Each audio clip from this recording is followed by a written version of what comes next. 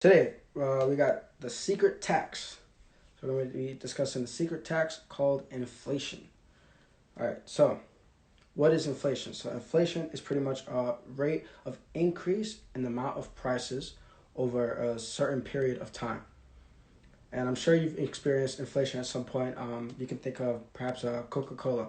Even if you haven't drank soda, you go back 20 years ago, I'm sure a can of Coke probably cost, let's say, 50 cents. To now it's like $1.25, and it's going to keep going up. Another example you could think of with inflation, you can think of rent. For some reason, rent always seems to be going up and up and up, and you have no idea why. It's definitely a lot more expensive now than it was 5 years ago, 10 years ago, 20 years ago, 30 years ago.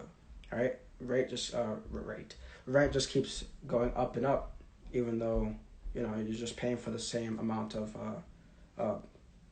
space, but rent continues to go up. Why is that? Well, that's partly because of inflation. Now, yeah, there can be demand and whatnot in specific areas, but usually it's going to be because of inflation, because there's an increase in price over 20 years, 30 years for rent. And so you can also, this also affects your savings and other goods that you're trying to pretty much purchase. But you can also, to even simplify it even more, imagine $1 that you had 10 years ago. It's not going to buy you the same amount that you could have bought 10 years ago than it is going to buy you now. So again, with the Coca-Cola example, if you had 50 cents, that'd be enough to get you a can of Coke 10, 20 years ago. But today, with 50 cents, it's not going to be enough to buy you a can of Coke. You need $1.25, not even like $1.50 is pushing. Same with rent. If rent was $100 10 years ago, today it might be $200-$300. And that's because there's an increase in supply of the amount of money that's printed, right? So this inflation causes other prices to go up while the value of your actual dollar goes down. And that's why you require more money to pay for, the same amount of goods than you would have required 10, 20 years ago further back down the line. And this can affect your savings, right? So if you have $1,000, $2,000, just a couple $1,000s or whatever, it might not be that big a deal. But once you have, let's say, 100,000, 200,000, I don't know, a large amount starting to save up, and you just have it there saved. Now, granted, that's really good, right? If you have a large amount of money saved up, because you have some capital. That's good in itself. That is good. But over the long term, if you have all that capital just sitting there, that can actually hurt the amount of money you do have because of this secret tax called inflation. This inflation, which on average lowers the buying power of your money, or the amount of things you can buy with your money, by about 3%.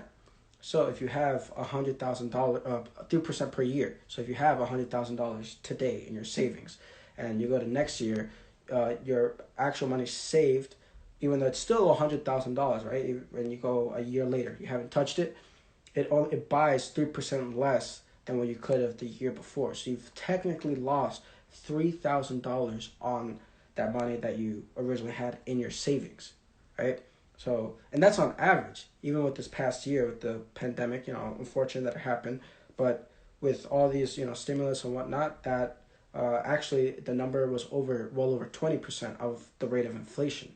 So that's going to cause prices and all these other goods that we would normally pay for to go up about 20%. And we're going to see that occur throughout in the future. It's going to continue to increase and increase. So therefore, rent's going to increase, food costs are going to increase, right?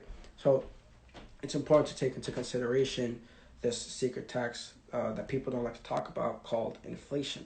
It causes your current money to go down in value while all the other goods continue to go up, because pretty much your money just stays the same. But because the government continues to print more and more, the value actually goes down because there's a larger supply of that money in the market, right? As other costs go up, your money also goes down. So inflation can be really bad on any money that you do have saved up. And again, of course, you have to also try and be aware of your own situation.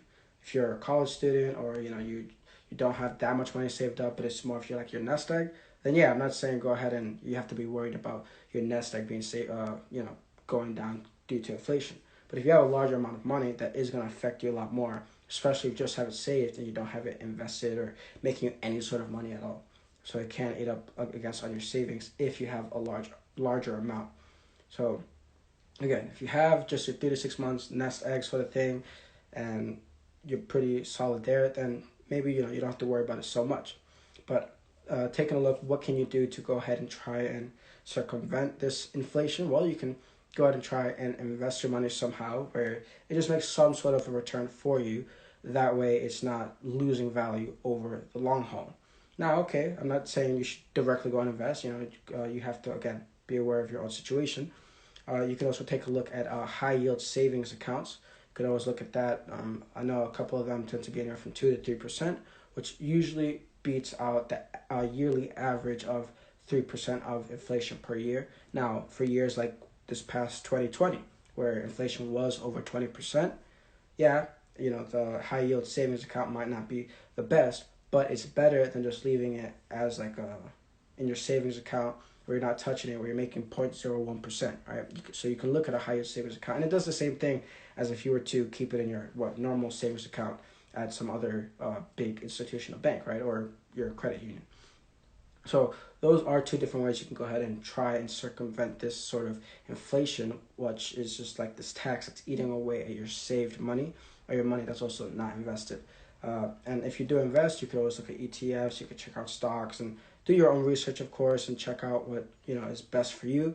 But you can try to look into investing it so that money is there making you more money, or you have at least like a sort of high yield savings account, and you can use that account to go ahead and at least make a little bit of money and sort of even out this amount of inflation that on average you would be facing per year, again about 3%.